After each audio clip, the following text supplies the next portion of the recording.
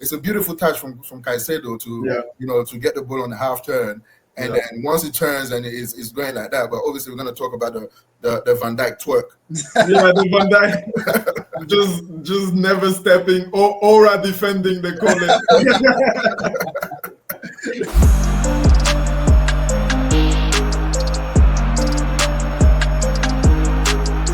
Yo, what's up, people, and welcome back to a new video.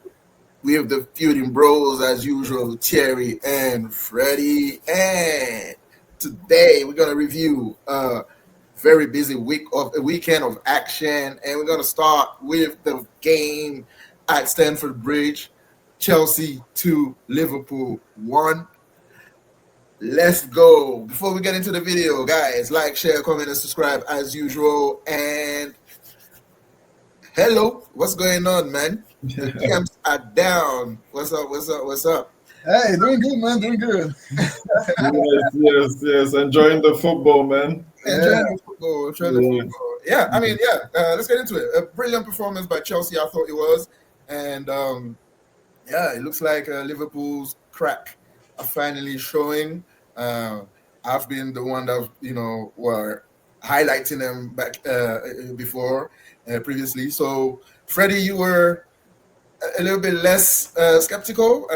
What do you think now? Because now it's 3 games in a row. If you want to look at the bigger picture, 3 games in a row that Liverpool lose. And I think in this game, I thought, especially in the first half, they got battered. Yeah, it was a mix of Liverpool being terrible and Chelsea being really good, right? So I don't know which one was most, because Chelsea was really good on the day. They completely peppered Liverpool. And as you say, this is for Liverpool, it is a streak now, 3 defeats in a row. Like that's pretty horrible as a record. Even Amorim, the most criticized, hasn't done something like that. So that's the pressure, man. He has the pressure on Slot. I was surprised by the way this game went, in the way that they got completely dominated. Like Liverpool really got dominated, and it brought some questions for me. Not that I thought they were gonna have 100% perfect record. I did think that they were, gonna be solid enough not to lose or get a terrible down period like this. But it's really telling to see what's unfolding right now, and all eyes on the coach now to fix the issues, because the solutions are in the team. It's just about now figuring things out. But just back to the game, man. Great game of football altogether. I know you guys will have quite a bit of things to say here, but it was an amazing game to watch for sure. Yeah, it was, man. It was. I was surprised by Chelsea's performance, especially both teams went a bit uncertain. I know Chelsea won in the week in the Champions League, but they had lost at least the previous 2 Premier League games before that, and then obviously Liverpool as well lost their game before, the Premier League game before, and they lost in the week in the Champions League. So both teams coming in a little bit uncertain with some issues. I expected Liverpool to bounce back, but Chelsea really put it on them, man. They really put it on them. I thought the first half, Chelsea was definitely on top. They were really the ones really controlling the game. Even though there wasn't many like clear-cut chances being created the first half, but I thought Chelsea at least had most of the control. Liverpool had just little threats here and there, maybe on the counter. But they just look very sloppy. They just look very sloppy right now. They just, like, even when they're trying to play out, when they're getting pressed, like passes are going astray, simple passes, like they just, like, McAllister doesn't look at it this season at all. Salah just looks very clumsy, man. He just, so Liverpool just went at it. Second half, they were a lot better. I thought Wirtz made a difference, and the game was more even in the second half. It could have gone either way, really. Both teams had chances. In the end, Chelsea gets the late winner, gives Liverpool a taste of their own medicine. Big time. Again, that's the second week. The second week in a row that this happens for them. Having been the ones that are the haven't been the ones that were doing that to other teams. Yeah. Yeah. But let's break down the game a little by little, and let's start with the first half. Like we said, the first half, I thought there was only one team in it, and there was Chelsea. I agree with you that there weren't like many clear-cut chances, but what Chelsea I thought did well is the press. Liverpool couldn't get out. They used some sporadic counter-attacks here and there, where they look a little bit dangerous. And when you have like Salah and obviously Isaac up front, you're always going to look a little bit dangerous. But I mean, they didn't lay a glove on Chelsea, especially in that first. Yeah. Mm-hmm. Yeah, in the first half especially, they really just Chelsea was in control. Chelsea started well. Caicedo really this season he's really playing really, really well. He's a monster, and he's starting to add goals to his game now. That's his third goal, right? So, yes. So and a banger, man. A banger. Like, every single one of them is a banger. Yeah. So yeah, to this game, it was a little bit of Caicedo versus Gravenberch, and there was no match at all. Like not in this game, yeah. We saw Liverpool midfield was just porous, man. They were just going straight through. I mean, the goal comes from there, just a pass, and it's a beautiful touch from Caicedo to get the ball on the half turn, and then once it turns and it's going like that. But obviously, we're going to talk about the Van Dijk twerk. Yeah, the Van Dijk just never stepping or defending the corner. Yeah, I don't get this. Like, he just loves it. I mean, that's him, man. Sometimes it works, sometimes it doesn't. But when it doesn't, it looks really bad because you had like 20 seconds to step to him, and you're just waiting for him to shoot. It's like even when you look at the action, Caicedo actually hesitates first. Yeah. You have so much time to like kind of close him down or whatever. But I mean, I guess that's a new way of defending. I guess. It's the Van Dijk way. Man. I mean, like going on. I mean, what did you guys think of Arne Slot's decisions? Because I thought his subs were going in, especially in the second half, which is very strange. I didn't get taking off Konate, putting Gravenberch there, like. Kerkez, you keep taking him off. I mean, he's not great, but that wasn't one of his worst games. He's played worse. Like this one, he was all right. I like decent, passable. Yeah, and you put Robinson in the end, he's at fault for the goal. Like I didn't get the subs. You put Szoboszlai back at right back. Like what? Like I don't get the subs here. Yeah, it's getting caned in the media, and rightly so. I think because like you said, the decision making for the substitution were a bit questionable, to be honest. When your right back gets injured, well, but actually he wasn't injured. It was because he was getting handled all day by it was Garnacho. By Garnacho, Garnacho was just having a field day with him. Yeah. It was on the yellow. He was scared to get the second yellow. But when you make the decision, you still have like someone like Gomez on the bench who's one is a defender, two is used to play right back and centre back. Yeah. And it doesn't come on at all. Like even like moving forward, you take off Konate. Where's Gomez still? So essentially, you just completely kill your midfield by taking off Szoboszlai, who's been your best player this year. Yeah, he's been. And Gravenberch, who you need for that balance in the field, you just completely killed it. So you weaken not only your defense because they're not defenders, and you weaken your midfield to the extent where, like, I mean, it's incomprehensible. Yeah. He's got a lot of heat. I mean, I've seen a lot. I've even seen some Liverpool fan calling for his head already. Oh, come on. That's just insane. The fact I know, but that's how football is, right? Yeah, football is just the most ingrate, game ever. It is. In the space of 2 games, you go from hero to villain. Yeah. And but he has to be. There's a lot of questions. As well. Ekitike has been one of your best players. Mm-hmm. I know Isak, you bought him for 130 million. Is the fact that he's starting over Ekitike right now justified? There's questions to be answered there. Yeah, I think these are the things that he's struggling with. I think he came into the season with more problems than solutions, and they thought they were solving problems by bringing in people. The thing is, we all rated the window and thought Liverpool had one of the best windows they ever had in a while, right? Now it's down to the manager. It's down to the manager to gel these things, and it's problems that he couldn't necessarily see coming. For example, Kirkers not being up to speed, or Verts gelling into the team. There are things he couldn't really see coming, so now he has to really show what he can do about it. And for now, what we saw, as you just highlighted there, like, he's not making the right decision in games, and I think that's really killing him.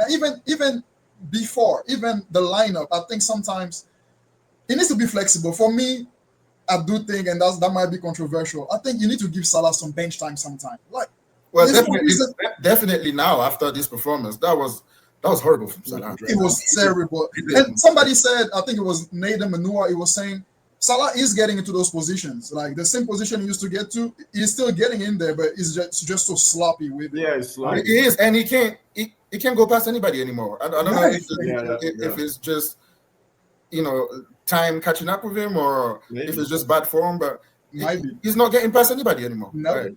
So, that's a big problem for him to solve, because do you bench your best player?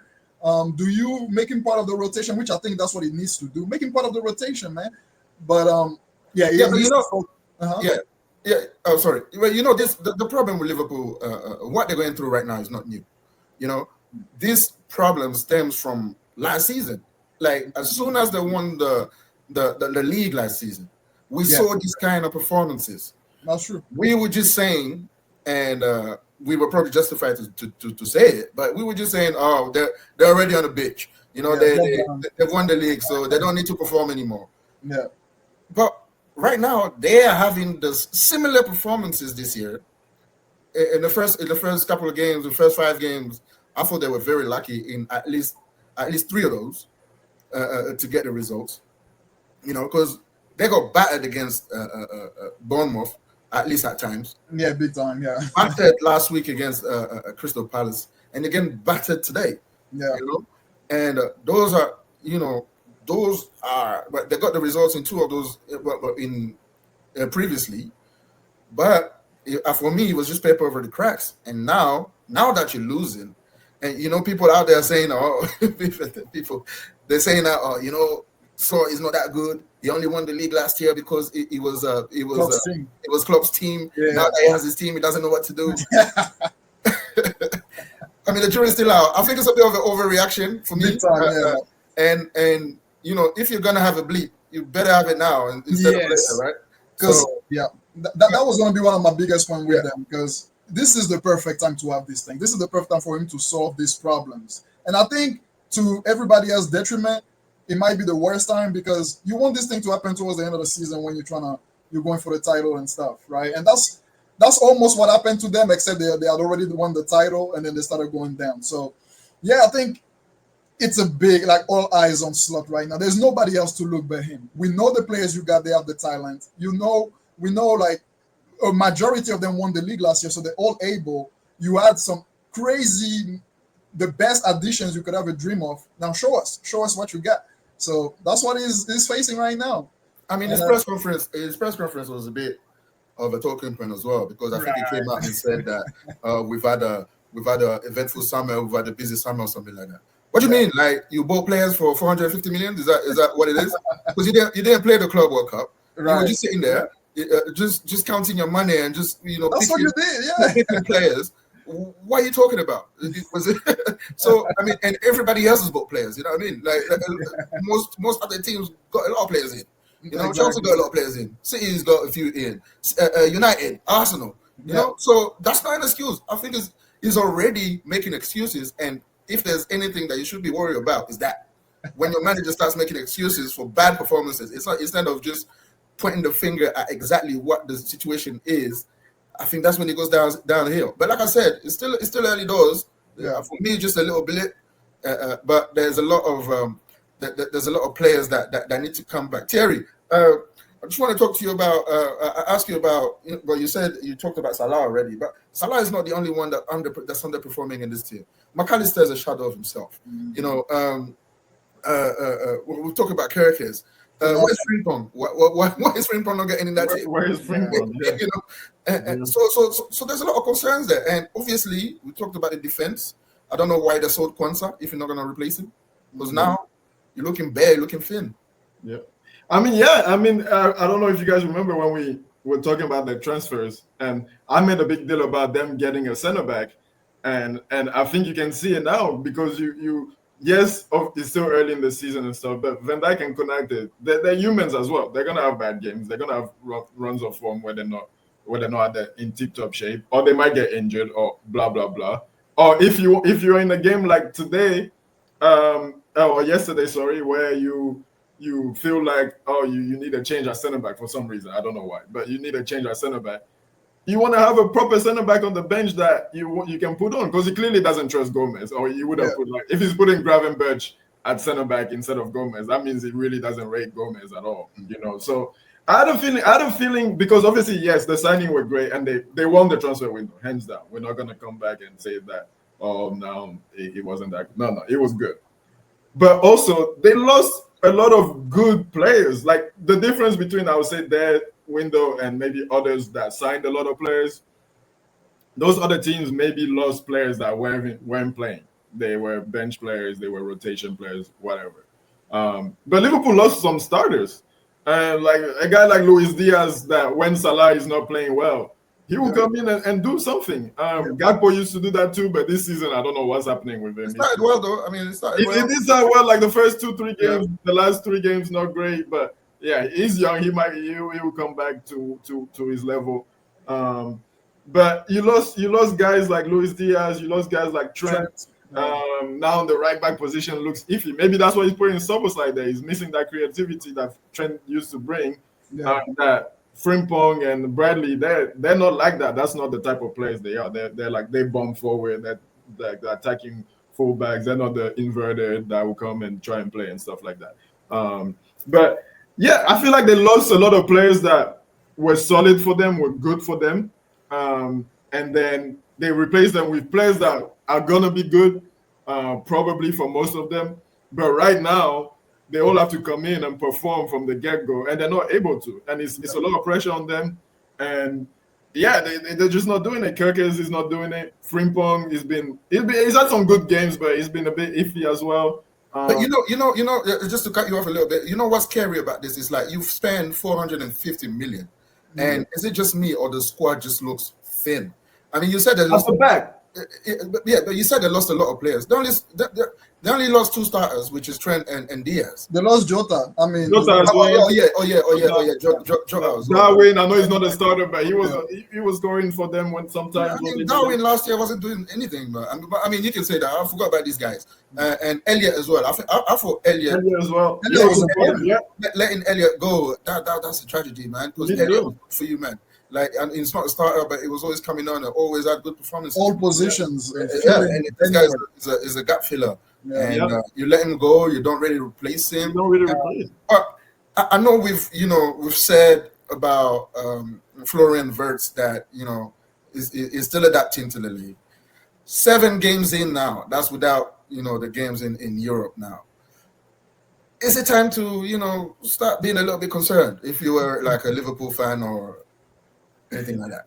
Because he hasn't done anything.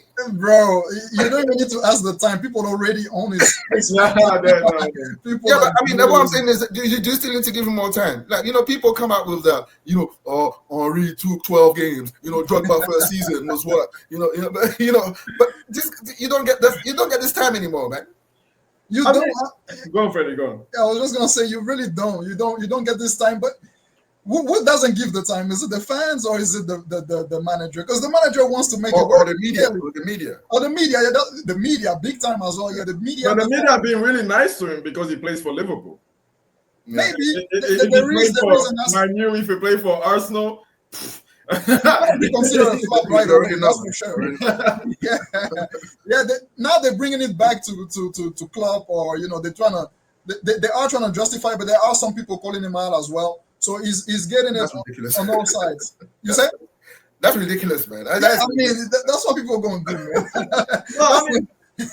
You have to give him time, and obviously, like, Yeah, you have to give him time. He's a signing for many years, not just this year. But obviously, at the same time, for him, he has to show something, because the longer you take to show something, the more now your own fans, because now it's from the outside. Now it's us other fans that are like trolling them, like, oh, you spend what? I don't even know. What was it? 120, 130, 130, and the guy, what, is 007? Like, Zero, zero, 009 now. yeah, 009. He's a new, like, he's a new agent. Like, yeah. So like, They just created a job for him. exactly. So like, But yeah, because he comes on and he does one thing which was beautiful, by the way, just that pass, that yeah, period that's pass. And then I'm thinking, okay, this guy is gonna come. Maybe today he's got his finger out. Yeah. Nothing else, man. Touch, even his touch is nothing. Like, he gets bullied off the ball. I know, you don't always have to be, the strongest man on the ball and everything like that. You just need to know how to use it. There's Klopp has a lot to do there as well, because we haven't seen anything from him. We haven't seen much, and they need to get going, because right now, we're gonna get on to next, but right now, Arsenal has a nice run of game, and that's what I was saying. And they have a very tough run of game right now. When they come back from international break. So if they don't want a gap to be created right now, he has to find out the solution, and fast.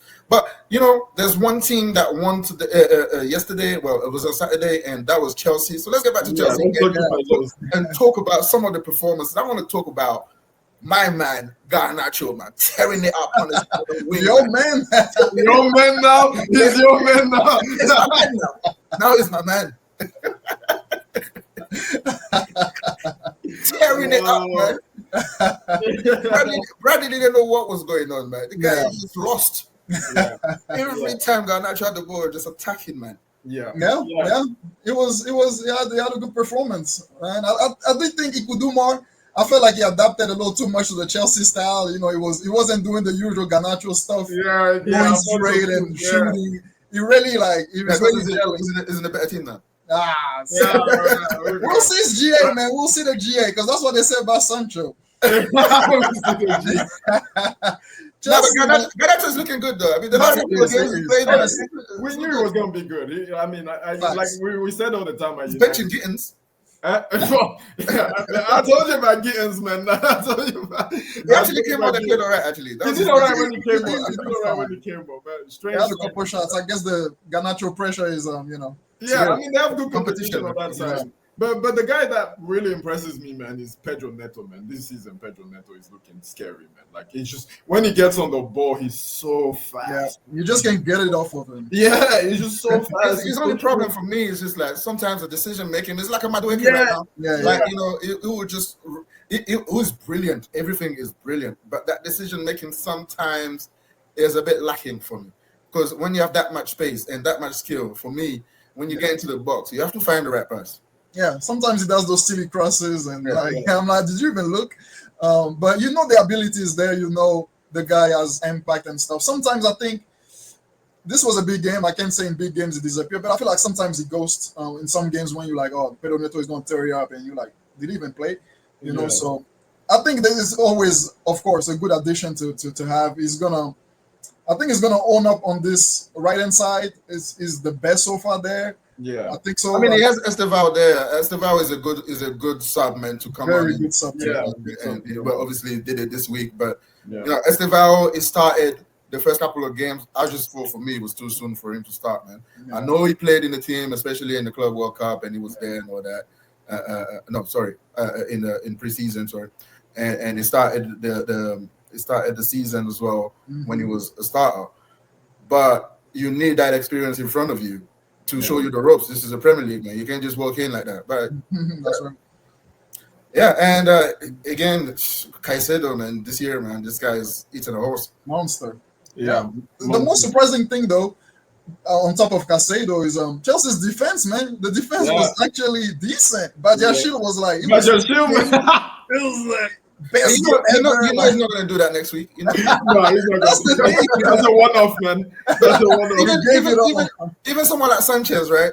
Like his distribution, he was like prime Onana distribution wise. The scammer Onana, the Inter Milan version final. Yeah. Bro, have you seen him? Have you seen him lately though? Have you seen him lately? Hey, people talking about him. Back. That's because in the better team. Maybe. Man, yeah. Chelsea, kudos to Chelsea, man. It was a really good performance. I'm like, why can't you guys do that every week? And you had so many players off, the Lab, Palmer, and so on. I'm like, is that the solution? I mean, those guys that you just mentioned that are injured. That's one. And I don't think João Pedro is that number 10 that can be there all season or for sustain. I mean, he's not that number 9 that can be there all season.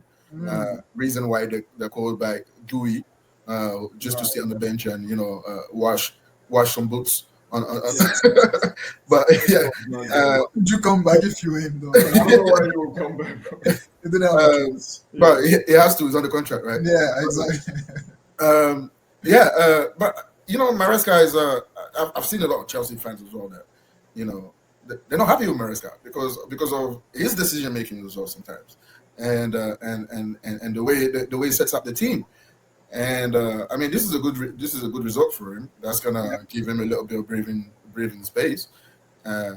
He has it in him because he's won the World Cup, and that's why we can give him. Yeah, I mean, although everybody was not in that competition, but he still played a few good teams there, and he won, especially in the final when you destroy PSG. There has to be something about you, but he's not consistent enough as a manager to sustain it. I think that's why Chelsea fans are not very happy with it. But yeah, final words. Yeah, man. I'm looking forward to the Liverpool United game. That's gonna be a big test for Liverpool. All the pressure. I mean, most of the pressure gonna be on them. So yeah, that's gonna be so interesting to see. That's gonna be a tough game for Liverpool, man. We're gonna make it tough. Come back from international break, and you get your biggest rival basically. Yep. Yeah. Because in this game, like we say, form goes out the window in this kind of game. So yeah, like you said, it's gonna be a tough game, and we usually do all right against them at Anfield for some reason, and they always trash us at Old Trafford. So hopefully we can get a draw or something. I'll be happy with a draw, but they need to win because if you don't win 4 games in a row, especially if I don't know who Arsenal plays, but especially if Arsenal plays and wins that weekend, it's gonna start looking really, really tough for them. And for Chelsea, good win. Hopefully they get back to their form of the start of earlier in the season. What do you mean? Hopefully. Well, we want a race though. We don't want one team to just go and win it. Maybe for you, but we want a race. So, hey, we in the race, man. What you talking about? I said we in there too, United. Hey, where are we now? We're 9th, 8th. That's the highest we've been in years. I'm gonna wrap it up there, man. Good way to finish, guys. If you like this video, like, share, comment, and subscribe. And we'll see you in the next one, Feuding Bros. Peace out.